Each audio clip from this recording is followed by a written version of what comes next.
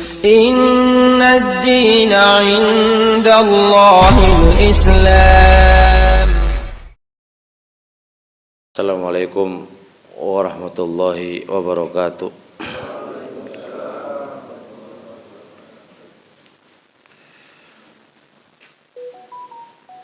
Alhamdulillah wassalatu wassalamu ala Rasulillah wa ala alihi wa sahbihi wa mawala, amma ba'd.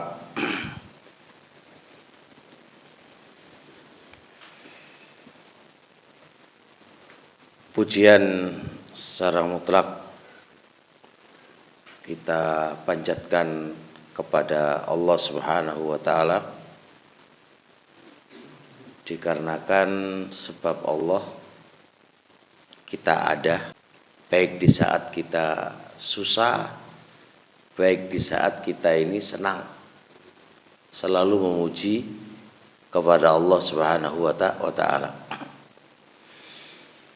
Tema yang diberikan ke kami membahas tentang nasihat Rasul ketika fitnah.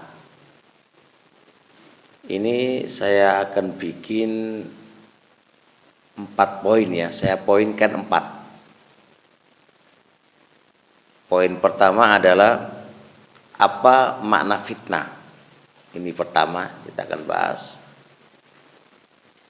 Terus maknanya apa? Faedah yang kedua, poin yang kedua, cara atau nasihatnya atau kaidah para ulama dalam mensikapi fitnah.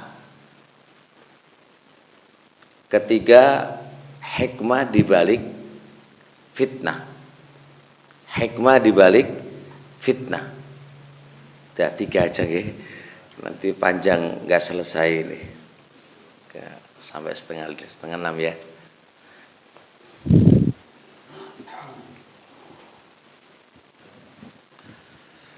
Kenapa judul itu harus dipoinkan menjadi 3, dan yang pertama kali adalah fitnah? Karena kita nggak akan paham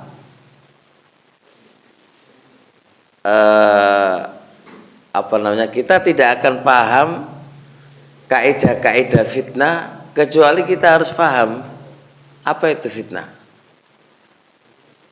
Apa itu fitnah? Kita muter dari 1 jam 2 jam membahas masalah hadis-hadis fitnah atau kaidah-kaidah fitnah percuma, karena kita tidak paham apa itu fitnah. Ini dioncain dulu fitnah ini. Istilahnya kalau tali itu diudarisi. Oh, ternyata fitnah itu kayak gini. Baru kita belajar cara menjauhinya, kan gitu. Kemudian baru kita belajar apa hikmah dibalik itu. Tapi kembali kepada poin. Secara umum fitnah itu bermakna ikhtibar wal imtihan, ujian. Itu secara umum, itu makna secara umum. Makna secara umum fitnah adalah apa? Ujian. Apalagi kalau fitnah disandarkan kepada dirinya Allah. Kalau fitnah disandarkan kepada dirinya Allah, maka itu secara otomatis fitnah bimana ujian. Wa kadzalika fatanna ba'dhum li ba'din. Begitulah kami menguji sebagian mereka pada sebagian yang lain. Kama yaqulu Ibnul Qayyim dalam kitab Zadul Ma'ad. Maka lihat firman Allah, wa kadzalika fatanna ba'dhum li ba'din. Bahasanya Allah Subhanahu wa taala, fatanna, kami Allah, fatanna menguji sebagian kalian dengan sebagian yang lain. Jadi kita ini Antar satu dengan antar satu yang lain itu juga ujian. Kita bertemu ini antar satu dengan yang lain itu juga ujian. Ujian bisa baik dan ujian bisa jelek. Kita ketemu sama orang baik itu juga ujian. Ketemu sama orang nggak baik juga ujian. Gimana caranya kita kalau ketemu sama orang baik? Bagaimana cara kita ketemu sama orang yang nggak baik? Gimana caranya? Itu ujian. Itu ujian. Mana yang kedua? Kayak firman Allah itu juga ayat ahasiban nasu ayyutraku ayyaqulu amanna wa hum la yuftanun. Apakah manusia itu mengira mereka ditinggalkan mengucapkan kami itu beriman tanpa mereka diuji? Lihat, wahum la yuftanun. Ketika kita bilang amanna, kita beriman kepada Allah. Ketika saya bermanhaj Ahlussunnah wal Jamaah, atau kita komitmen dengan manhaj Ahlussunnah wal Jamaah, apakah tanpa diuji? Diuji. Lihat firman Allah, wahum la yuftanun, pakai yuftanun, dan mereka enggak diuji? Enggak. Pasti kita akan diuji. Maka itu makna pertama, yaitu fitnah bimana ujian. Makna yang kedua, fitnah bimana syirik. Fitnah bimana syirik dan kekufuran. Lihat firman Allah, al fitnatu asyaddu minal qatli. Fitnah itu lebih besar daripada pembunuhan. Apa makna fitnah? Bukan yang difahami oleh sebagian manusia. Fitnah itu adalah memfitnah manusia. Apa namanya? Mengada-ada, menuduh ya.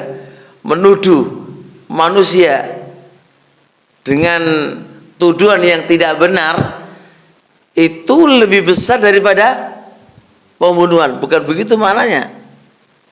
Saya baca tafsir dari A sampai sebanyak maktabah yang saya buku di maktabah saya miliki.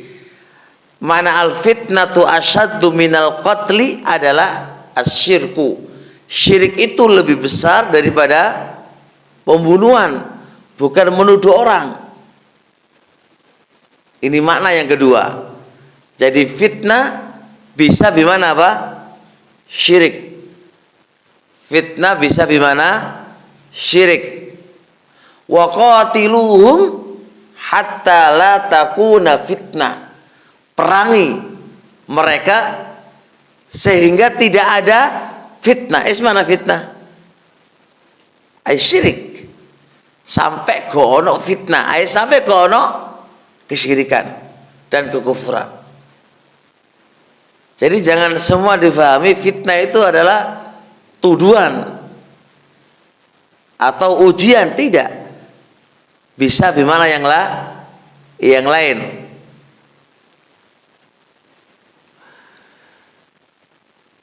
Ada juga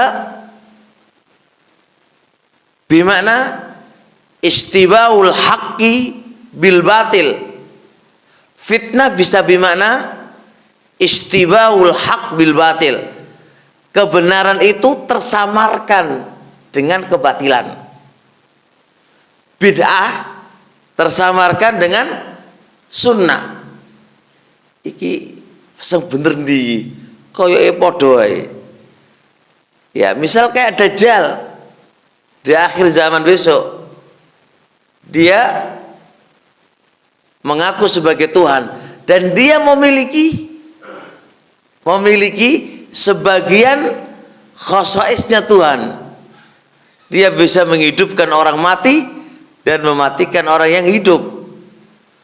Dia bisa menumbuhkan tumbuhan yang kering menjadi subur. Dia bisa menurunkan hujan.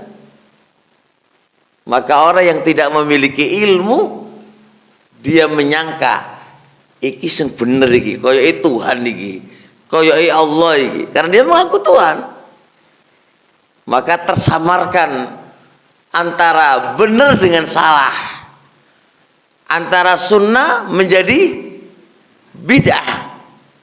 Dan di zaman sekarang ini Masya Allah Pak, jadi tauhid dibilang apa? Pemecah belah. Dan pemecah belah dibilang tauhid. Kebalik Pak.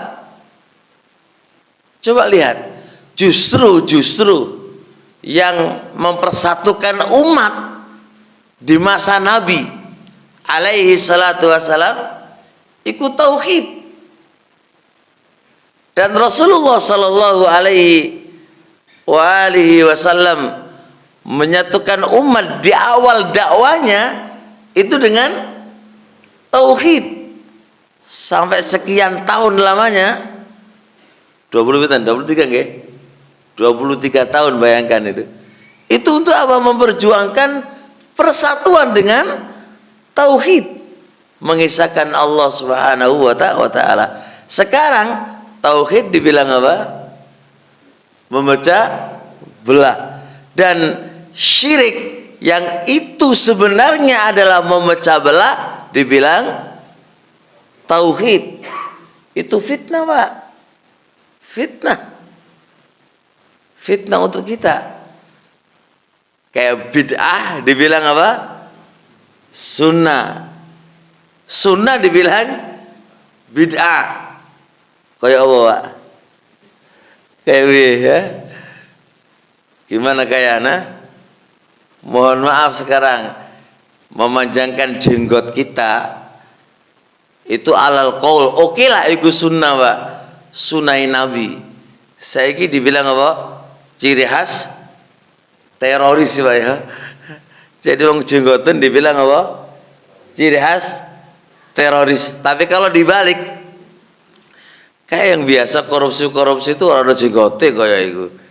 Bisa nggak kita bilang, yang biasa korupsi itu adalah orang yang tidak berjenggot? Artinya nggak ada hubungannya antara jenggot dengan apa? Teroris. Dan nggak ada hubungannya juga antara yang tidak berjenggot adalah apa? Apa? Iya, koruptor. Nggak ada hubungannya. Apa yang menjadi anunya? Ya pemikirannya dan akidahnya dan pemikirannya yang menjadi tolak ukurnya, kan gitu. Ala kulli hal, ringkasnya ya di masa-masa ini memang begitu. Kita terkena fitnah di sini sehingga kita nggak kenal mana hak dan mana batil, mana sunnah dan mana bid'ah. Sing bener kundi ya ora-ora. Saiki wong wedok tanpa kerudung ya telanjang iku sing modern gitu Pak ya. Dan wanita yang napa menutupi aurat iku sing ora umum. Sehingga kayak itu dibilang apa? Salah, terlalu mempersempit diri. Ya, sing bener ku piye? Sing ora pakaian dan seterusnya. Justru orang menyoroti itu apa? Menyoroti kepada orang-orang yang memang berpakaian syar'i. Sehingga yang kayak gini ini disoroti. Iki fitnah, Pak. Fitnah. Kemudian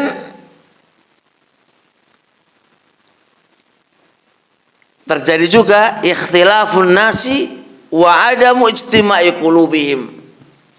Manusia berbeda pendapat.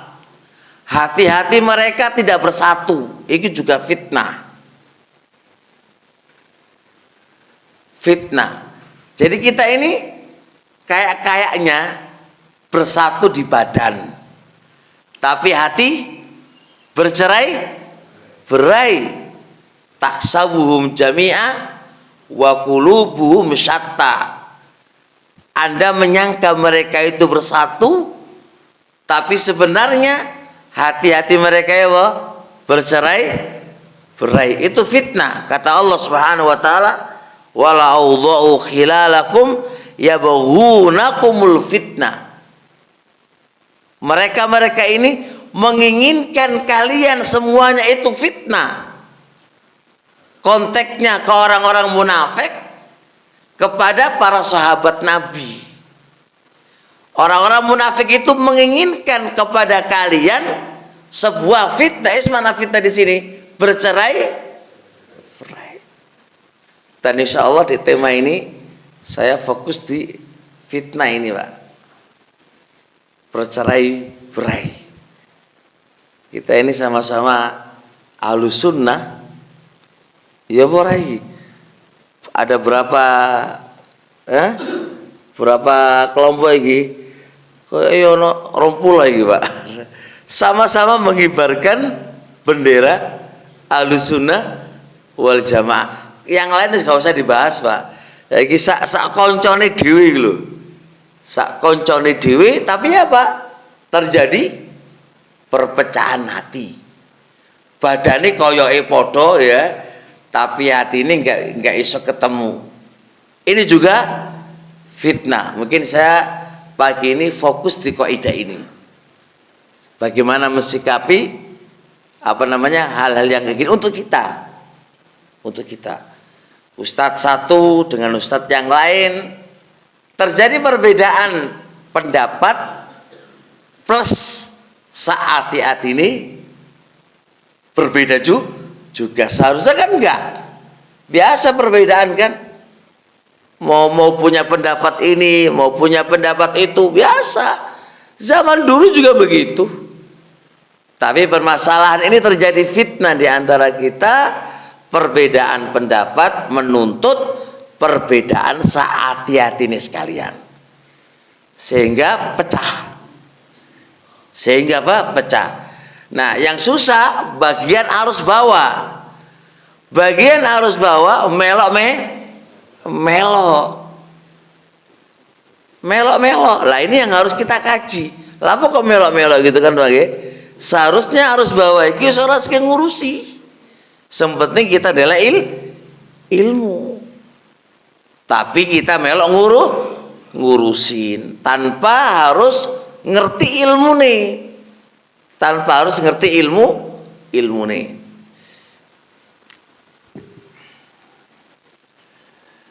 Tapi mungkin cukup itu insyaallah makna fitnah. Kalau kita mau sebutkan banyak banget, ada 11 makna. Dan kita nggak mungkin waktunya habis di sini. Jelas, G? Masih ingat tadi? Apa tadi? Ujian, terus syirik, terus tersamarkan, G.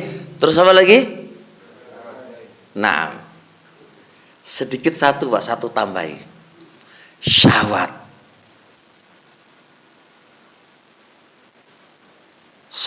Iki sing repot. Kata Rasul, "Ma taraktu fitnatan adharra 'ala rijali minan nisa." Tidaklah aku tinggalkan fitnah yang terbesar bagi laki-laki dari para wanita. Iki fitnah apa iki? Syahwat. Iki sing susah iki, Pak. Kang ini wong lanang. Wong lanang iki kalau ndelok wong wedok mumet urusane. Ya. Sing A iso B, Pak ya. B iso A. Gara-gara apa? Fitnahe wong wedok. Iki jenenge syahwat.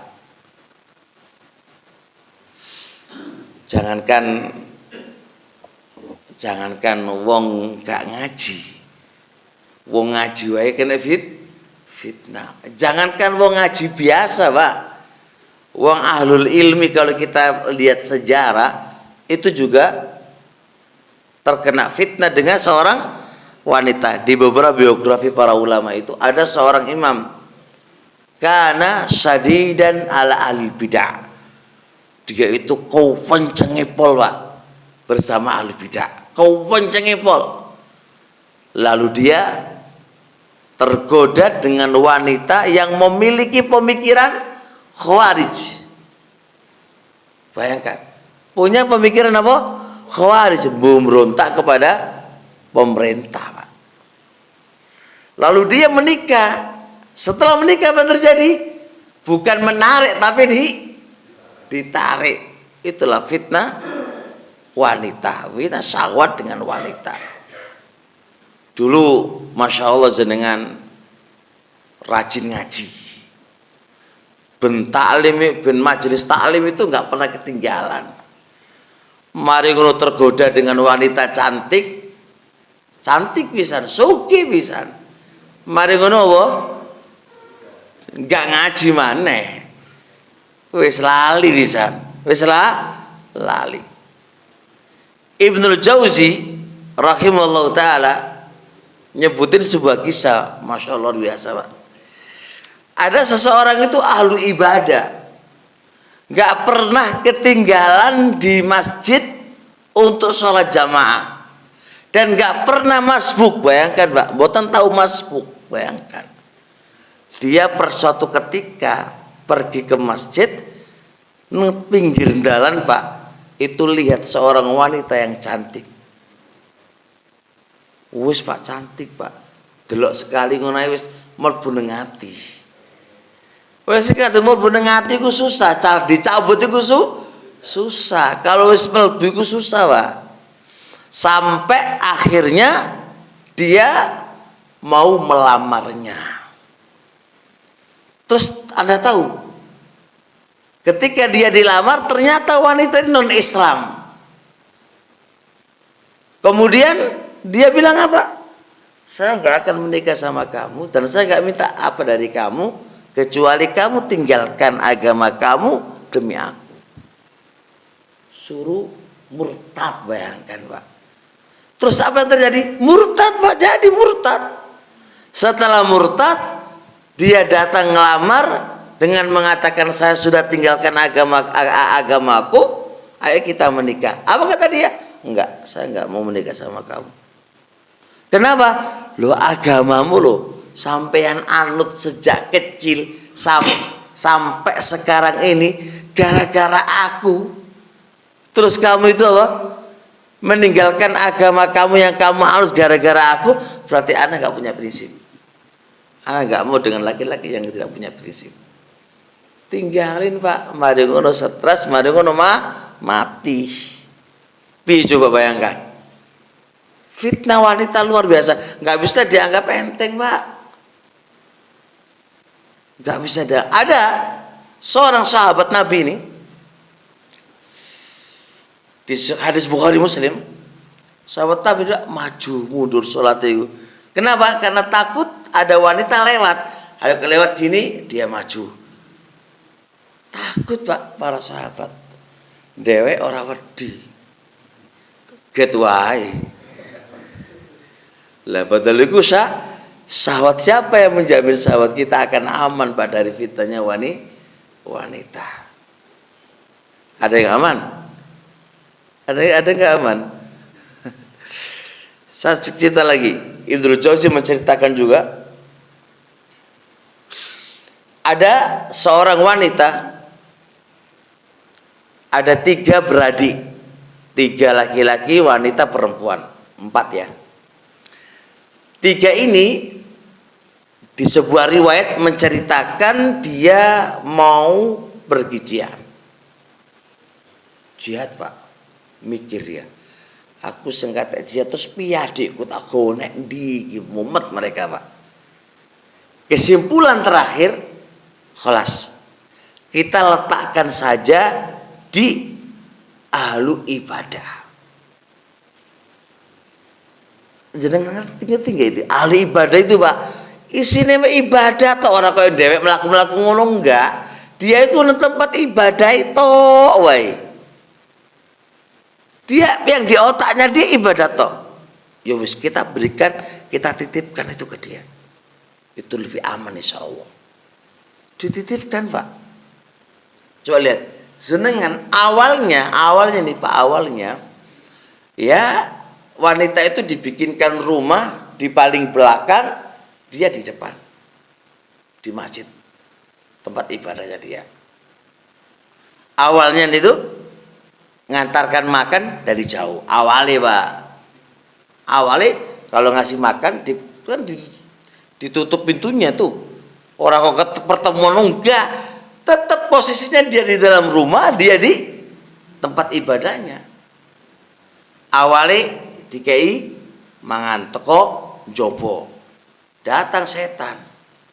Alah apa awakmu koyo ngono sok gaya. Ora sopan niku. Wis, mari sodok marek, Pak. Deke nang depan pintune. Mari ngono kenek maneh setane lagi. Ora sopan Ustaz. Ndelek pahala kok separuh-separuh. Getno wae. Buka pintune, Pak. Dilebokno lewat dibuka sih. Ah, masuk. Sampai akhirnya terjadilah apa yang terjadi, yaitu zina. Setelah zina, apa yang terjadi? Hamil ternyata. Mikir, ya Allah, iki hamil wis piye iki lho, konangan wong iki piye kak remek kabeh dhewek iki. Mari ngono gimana? Setan teko wis pateni wae wis. Dipateni, Pak. Bayangkan, Pak. Jadi jangan dianggap wanita itu wis apa-apa, wis kanca dhewe.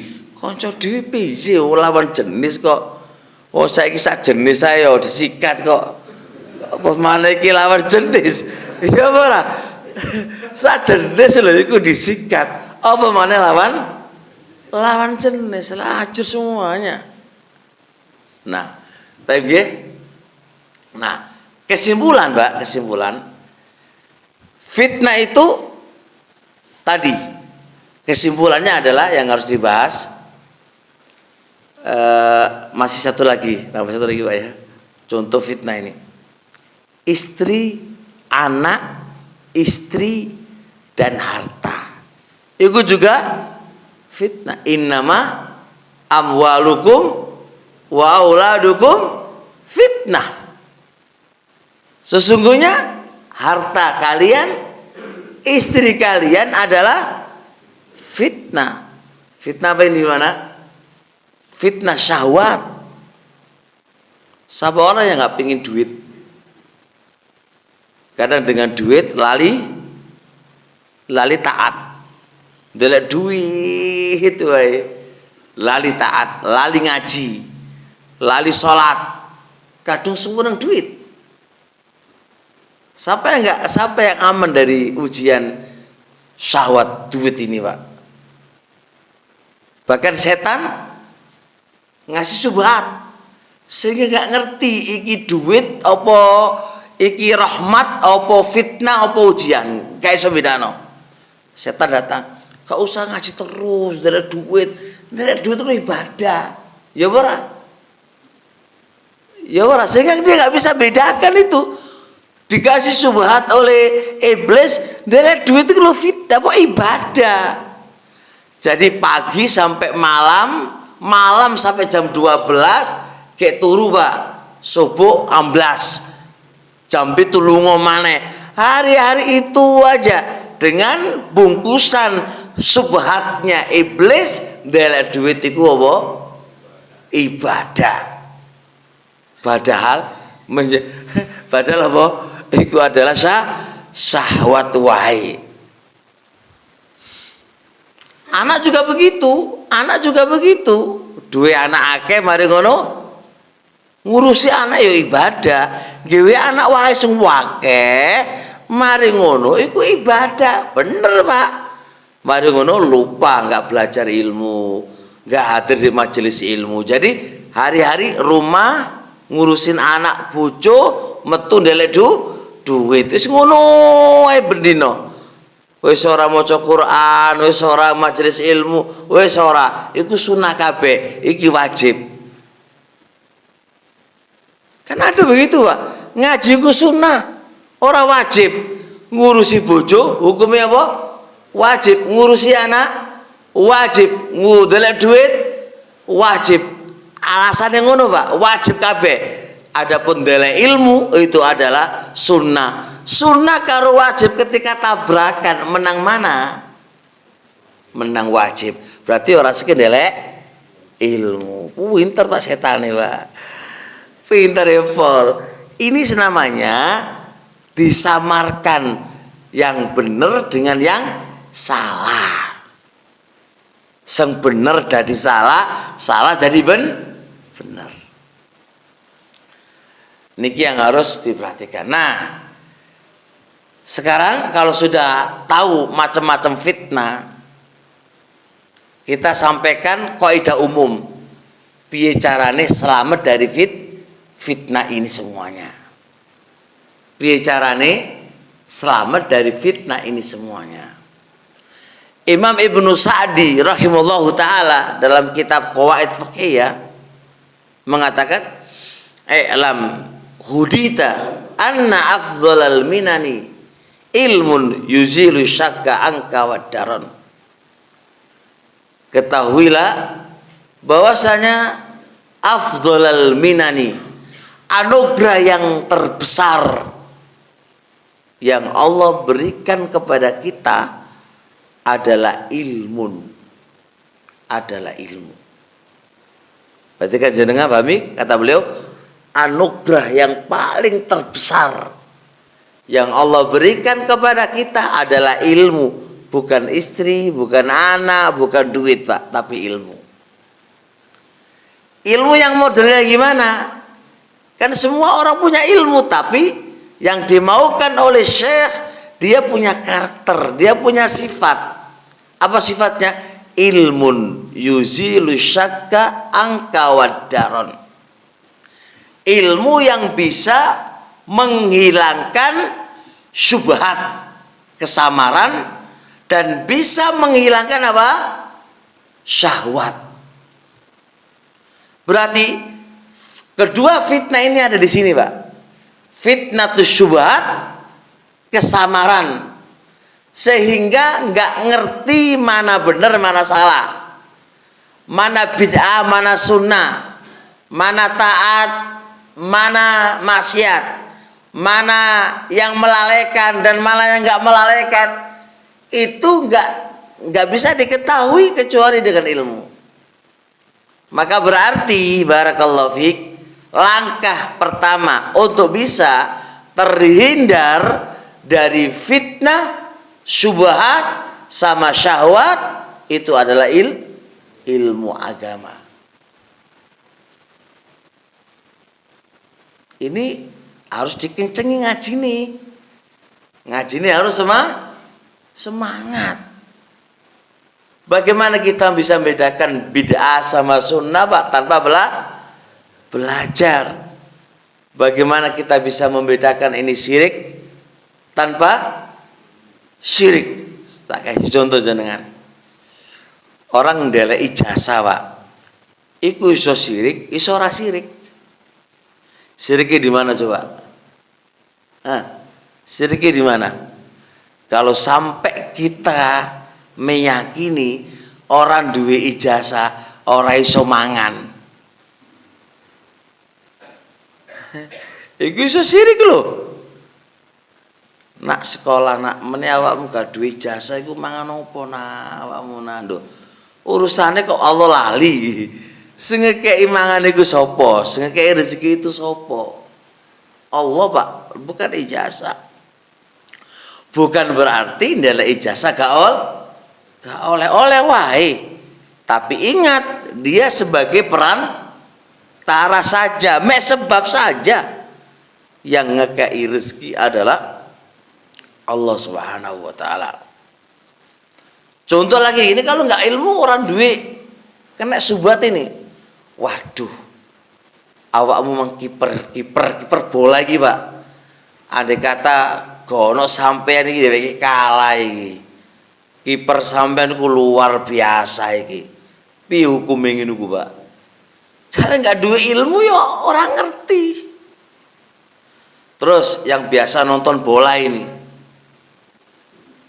Nah, kita ini bisa jadi jatuh dalam pelanggaran syariat. Sampean unggulkan pemain bola senjos, padahal dia kafir. Sampean puji-puji dia. Bahkan sampean duwe bajune namai dia. Nomor persis karo dia. Terus sampean kemana ini? Sampean ndak duwe idola to. Idolae wong kafir iku oleh apa ora? Ora oleh. Loyalitas. Kalau loyalitas secara zahir, kalau seneng secara zahir, itu berefek saat hati ini akan senang sama dia. Itu udah jelas. Loh kalau nggak duwe ilmu terus piye, Pak? Koyo-koyoe kan oleh toh. Tapi kan nggak oleh. Nah makanya kalau kita nggak belajar, piye carane iso ngerti? Ini adalah syubhat atau bukan syubhat? Bagaimana cara menangkalnya? Nggak ada cara kecuali dengan ilmu. Nggak ada cara kecuali dengan ilmu. Jadi ilmu ini harus tambah semangat ngaji nih. Jangan belajar itu pas nganggur aja, Pak. Teh nganggur gak ngaji. Kate nganggur gak ngaji. Jadi ngaji itu pas nganggur. Kalau ilmu nih, ilmu nih karena nganggur, yo mohon maaf Pak, ilmu nih melbu kuping kanan, motornya itu kok. Lah wong niate wae sempet nganggur ora ndelek ilmu tenan.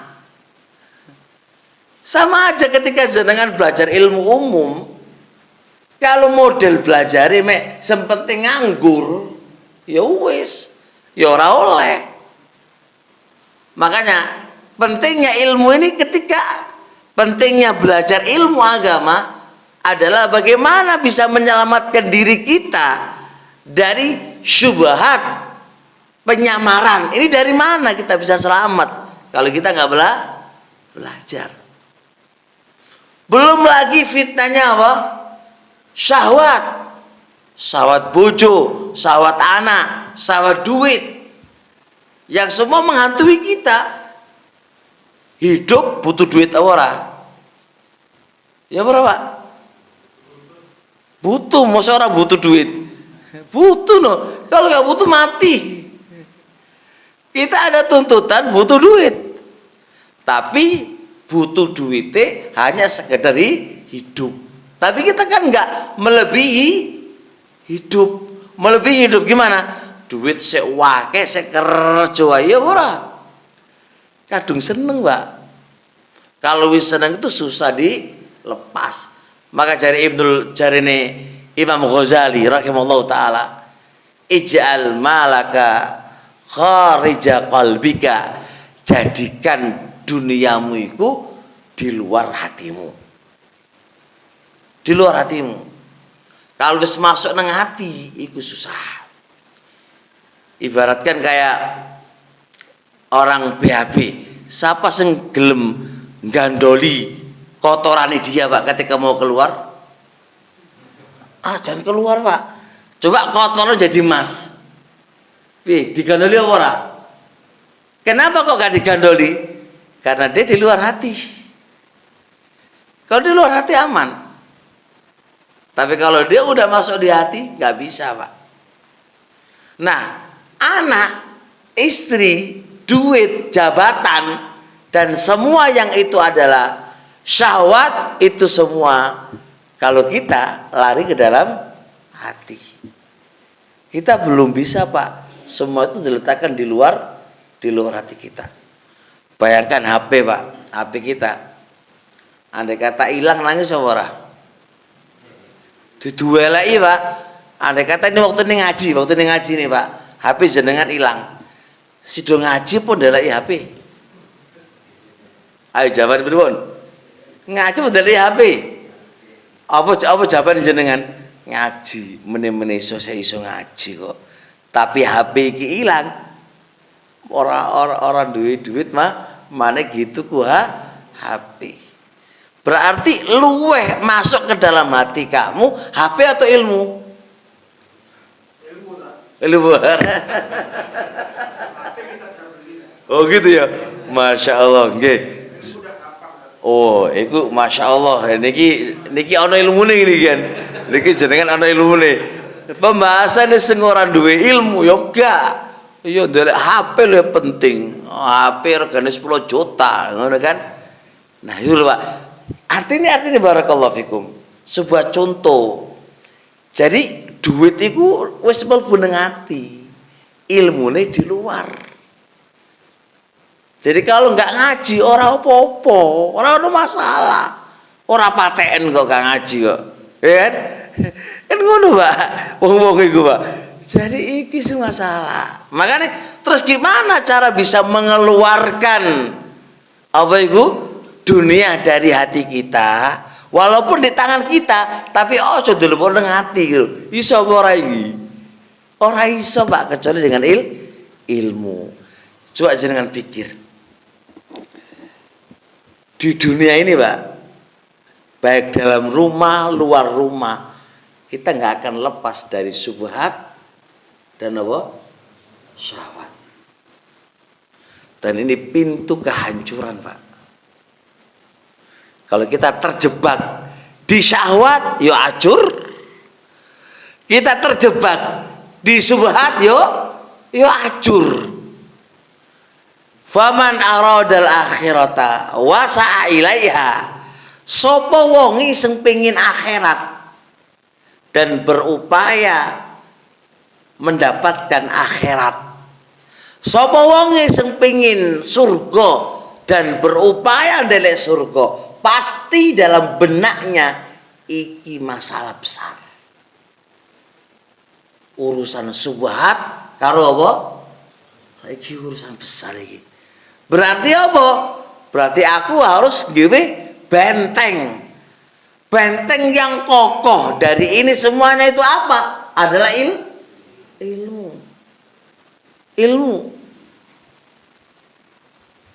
Nah, ilmu. Nabi, saya ngantuk apa lagi? Enggak ngantuk ya? Oh, ora ngantuk ilmu Pas kerja ngantuk apa lagi? Atau kebalik, pas kerja mboten ngantuk nggih, pas dari ilmu ngantuk. Lah iku piye iki? Khair insyaallah. Ya, gitulah Pak, hidup kan, hidup. Berarti ilmu nggih. Taib. Setelah kita paham ini ilmu, Pak, ternyata iblis nggak diem. Bayangkan, Pak, wis semangat dalam ilmu Pak ya, iblis nggak diem. Disebutkan oleh Ibnul Jauzi dalam kitab Talbisu Iblis, perangkap pertama kali nih, sebelum dia memberikan perangkap-perangkap yang lain, itu perangkap yang pertama itu adalah apa? Piye carane makhluk itu bodoh tentang agamanya. Nah, iblis ku cerdas, Pak. Wah, sing katek menungso iki belajar agama, duwe ilmu agama, waduh, subhat dia bisa kendalikan, syahwat dia bisa kendalikan. Waduh, mumet iblis ini. Makanya dia lancari pol ini, lancar untuk ngasih pemahaman kepada manusia, ojo belajar. Piye carane manusia itu bodoh tentang agamanya. Iku piye carane? Sebab kalau manusia ini bodoh tentang agamanya, gampang untuk dimasuki perangkap setelahnya. Perangkap setelahnya mudah, Pak. Bagaimana? Karena bodoh itu gelap. Kalau ilmu itu apa? Cahaya, terang. Nah, kalau itu gelap, mudah untuk dibujui. Namanya gelap, Pak. Gambaran sekarang jenengan di rumah, lampu ini mati. Sampe ngerti apa, Pak? Mana ular, mana apa? Mana senjata? Gak tahu namanya gelap. mata juga nggak berfungsi, Pak. Maka kalau sudah gelap, masya Allah, riba loh Pak, itu jadi halal. Barang curian loh bisa jadi halal. Perempuan itu loh jadi perzina bisa jadi. Makanya ada disertasi ya, Pak, zina jadi halal. Jenengan gak usah heran. Memang begitulah iblis. Loh, kita loh Pak, wis kadung ngaji, toko-toko ngaji loh Pak. Kadang-kadang dibikin gak fokus sama iblis. Ya ora. Kayak contoh ngantuk. Iku sing gawe ya ngono ku Pak. Kedua apa lagi? Gak ngantuk, tapi dikasih pikiran, lho anakmu iku lho. Waktune kerja iki jeketno iki kerja iki. Ndelok jam terus lho. Lu ngaji lho, Pak. Wis bismillah wisan. Wis berupaya datang wisan ini. Wis menghadapi beraneka ragam cobaan dan ujian. Ngantuk-ngantuk dari rumah berangkat wis. Ngono ku lho setane. Saya teko nang majelis ilmu, Pak. Bicara sama diilik-ilik gini lah telinga ini. Ojo gatekno. Iku masya Allah iblis luar biasa. Intinya kesimpulannya, piye carane kita itu bodoh. Kalau sudah bodoh, syubhat masuk, syahwat masuk. Sudah selesai. Kalau sudah ini masuk syubhat dengan syahwat, wes. Jadi apa kita? Kayak hewan sudah. Udah kayak hewan.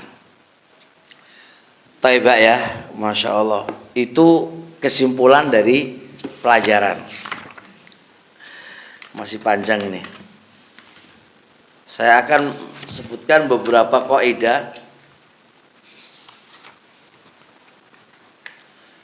terkait dengan fitnah. Fitnah yang saya bahas adalah fitnah bukan secara umum tapi lebih khusus pada pembahasan perpecahan. Perpecahan itu fitnah, Pak. Kita nggak usah jauh-jauh, mungkin perpecahan di satu masjid antara takmir masjid dengan bagian apa?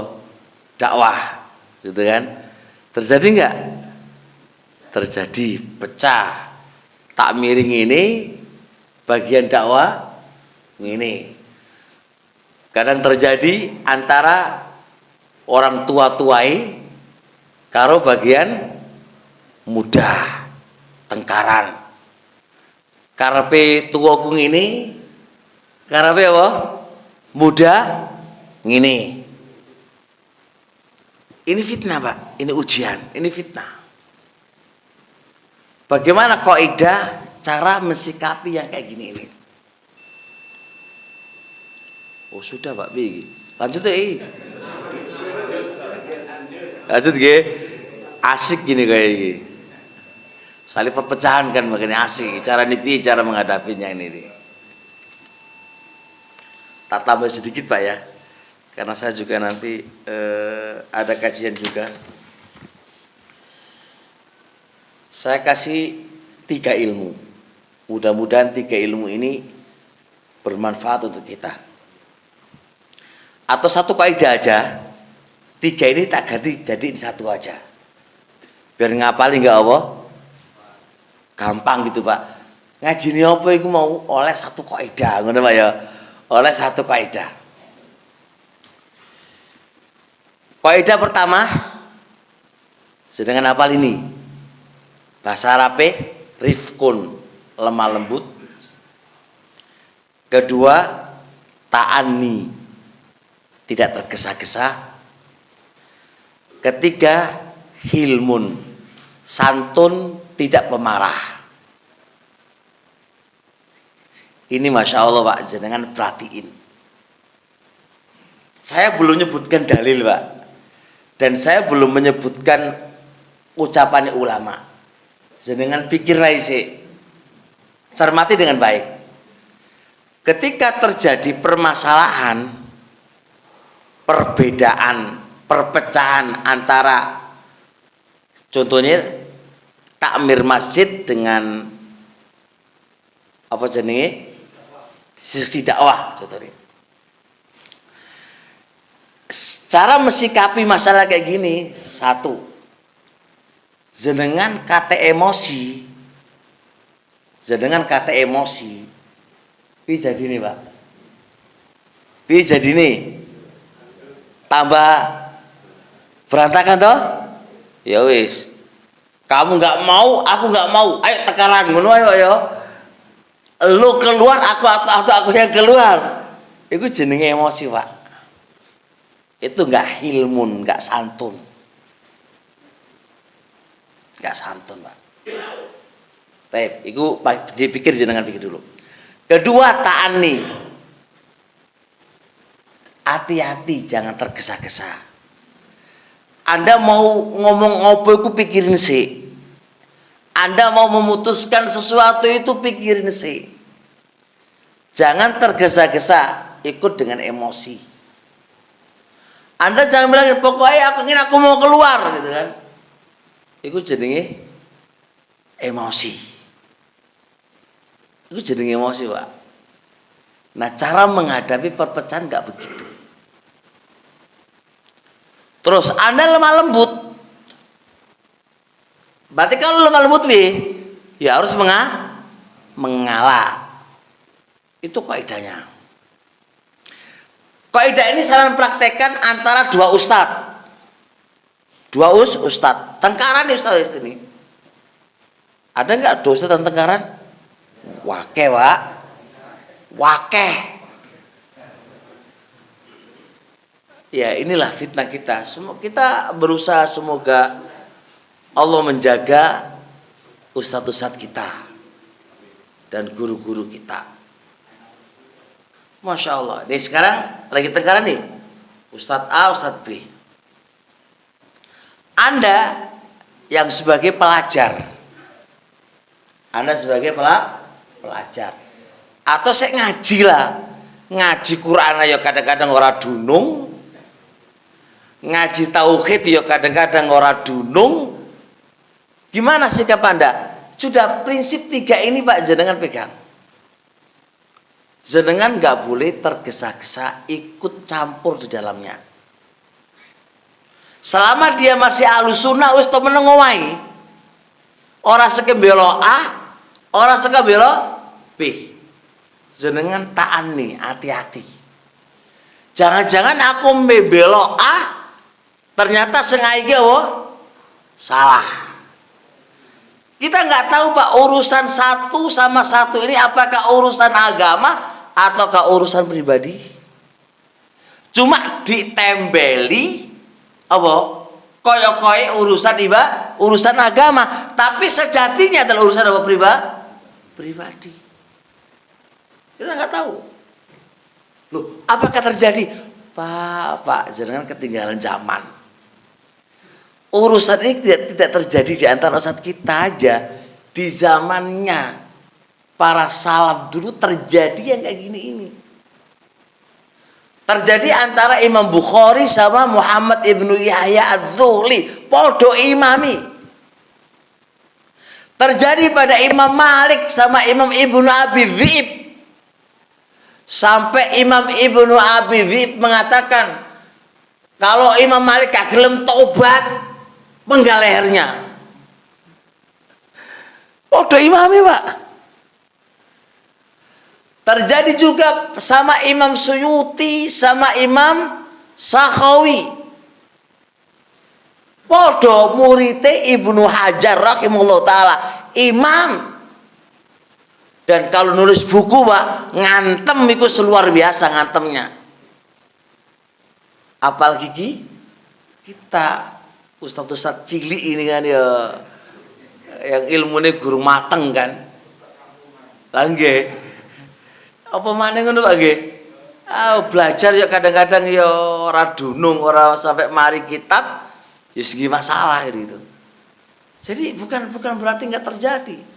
Tapi yang kita bahas adalah bagi yang sing belajar kaya awan dhewe ini iki, Pak. Ora sekemelok. Ora melok. Kita diajarin oleh guru-guru kita bela sing bener. Bukan bela ustad.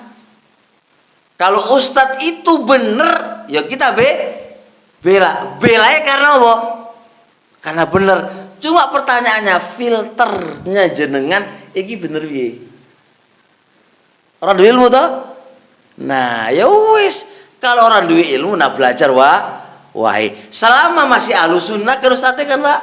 Kalau gak ahlus sunnah ya gak usah dibahas. Gak usah dibahas. Dan ustadznya juga tidak membuat perpecah belah, suka nahdhir ustadz yang lain. Udahlah kalau ustadz suka nahdhir ustadz, tinggalin aja, cari yang lain yang aman-aman aja.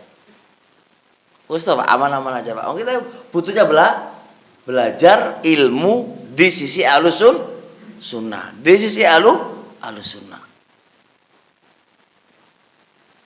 Ini prinsip, Pak. Jenengan harus lemah lembut, harus apa? Hati-hati, jangan tergesa-gesa, harus santun. Santun, Pak, santun, ingat-ingat, santun. Ojo terbawa emosi, ojo kok suka muring-muring. Nah, kadang-kadang dhewe iki sek nom-nom iku lho, Pak, ya. Tuwa ya dadi nom, Pak, ya. Harusnya kan al barakatu indah akabirukum. Keberkahan itu di sisi orang tua. Orang tua itu kata Imam Al-Munawi dalam kitab Faidul Qadir, tua ini terbagi dua. Siji tua umure, kedua tua apa? Ilmune. Umur itu harusnya menjadikan kita memiliki tiga sifat ini. Enggak pemarah, enggak tergesa-gesa, dan lemah lembut. Itu tuntutan, Pak. Konsekuensi wong tua tuh gini. Dewek lu umur 50 tahun, nah sek hewa-hewe wis piye. Sek morang muring wae. Sek tergesa-gesa wae dalam menentukan mana umur kita itu mana. Itu kata beliau, Pak. Jadi umur itu harus yunafit taisha, menafikan, nggak boleh suka marah, dalam menentukan itu dipikir matang, itu umur. Yang kedua, ilmu. Walaupun dia muda, harusnya ilmu itu apa? Menyetir dia. Bukan kok tergesa-gesa, bukan kok suka muring-muring, kemudian egois. Itu piye terusan, Pak? Nah, ini kalau suka ngene ki egois, emosi, wis Pak, mari. Itu bukan cara mengatasi fitnah. Tambah jegur di fitnah. Ayolah, kita ini sudah gimana, Pak? Yang tua, ada yang paling tua di sini?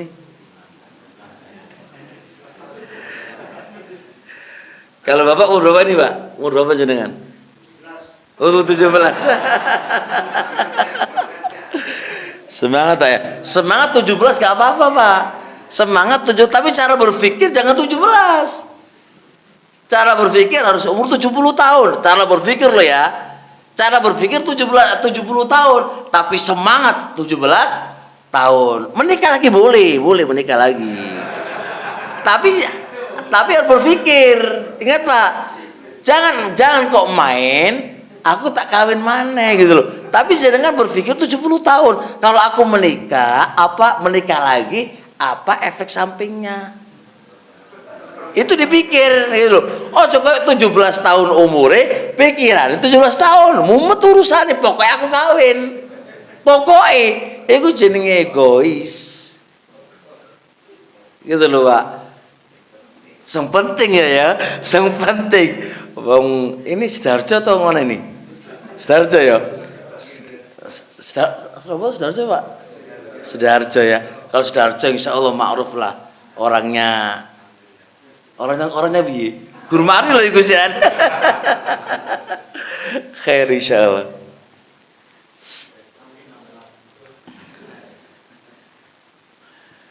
Taib ya. Ini mau saya lanjutkan kok kayak masih lanjut apa ya? Dikit ya. Tak sebutkan dalilnya dulu Pak ya. Pernah Aisyah radhiyallahu taala anha rakibat naqatan. Aisyah itu Pak pernah naik onta. Tapi onta itu bikin sebel sama Aisyah. Kagel manut Pak. Fadharabathu. Lalu dipukul sama Aisyah dan marah-marah. Sama Nabi ditegur. Alaiki birrifki. Aisyah, lemah lembutlah kepadanya. Sambil mengatakan apa? Maka narifku fi syai'in illa zana wala nuzi'a min syai'in illa syana. Gini loh Aisyah. Segala sesuatu kalau dibarengi dengan kelembutan, maka sesuatu itu akan menjadi baik. Dan tidaklah sesuatu itu dicabut dari kelembutan kecuali menjadi apa? Menjadi keras. Nah, ini kok kaidah, Pak. Nah, kalau tengkaran tadi antara takmir sama apa? Seksi dakwah podo kerasi. Gak ketemu. Maka cara menanganinya harus saling lembut. Masalah itu kalau dibarengi dengan kelembutan, selesai masalah insyaallah Pak. Selesai kata Rasul. Tidak ada sesuatu perkara yang diiringi dengan kelembutan kecuali apa? Selesai. Itu sabda Rasulullah SAW. Itu memakna ucapan Rasulullah SAW. Tapi kalau keras, nggak selesai. Coba Rasul ngajarin Aisyah, hatta onta yang nakal itu pun Pak butuh lembut. Illa nafa'u. Kecuali kelembutan itu pasti bisa memberikan manfaat kepadanya, solusi kepadanya. Itu ada kelembutan. Suami istri Pak, suami istri kadang-kadang umurnya wis 50 tapi kok saya tukaran naik. Bojone ya 50 tahun, bapak ya 50 tahun, tapi setengkaran kakune malah metu. Lu siki piye? Harusnya Pak kelembutan yang menjadi power orang-orang tua. Lembut lah. Disentak ya meneng wae. Lah piye Pak? Kan lembut toh. Terus kalau disentak terus saman muring-muring podo banter lah tambah tukaran toh. Terus sampai lama lembut tuh gini. Karepe piye sih? Ngono lho Pak, lembute Pak. So karepmu piye? Oh, tukaran ngono ngajak tengkaran to ngono kuwi iku piye. Ya saksi dakwah ditegur sama sapa? Takmir. Salah lah begitu kok ya sampean. Nggih, kula salah. Njuk sepuro. Pun mantun to? Oh, jare sapa? Basa Surabaya, Pak. Sambil mentelot, sambil apa? Melotot sambil apa jenenge? Aduh, lho ora ketemu urusane. Yang satu misu sampean meneng wae. Sampean disampai iku misu, sampean bales misu. Lah padha api ketemu sama api. Lah gak mari urusane. Pengin tengkar atau pengin mari. Itulah dituntut kedewasaan kita dalam menghadapi apa masalah. Contoh, ini ibu-ibu ini kadang-kadang muring-muring Pak. Ya sekedar istri suamiku apa jenenge masa kok gak enak kabeh niki piye caca. Yo. Nah sampai itu aku meneng wae jadi balas.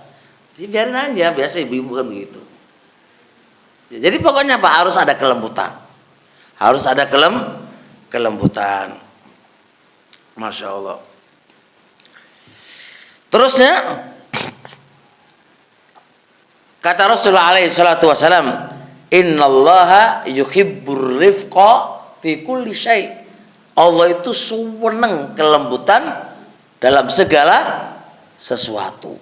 Baik menghadapi anak juga caranya lemah lembut. Ojo kok ngadapi anak dipukul, pukul ae. Iku orang genah orang tepak iku. Ada teori yang bagus cara mendidik anak. Orang kok main pukul. Kelembutan, Pak. Anak itu butuh kelembutan. Sebagaimana istri juga butuh kelembutan. Hewan loh Pak butuh kelembutan. Apa maneh bojo, apa maneh anak dan seterusnya. Ini butuh artinya menghadapi masalah, fitnah, perpecahan, kita butuh apa? Kelembutan. Kemudian ta'ani, tergesa-gesa. Tidak tergesa-gesa.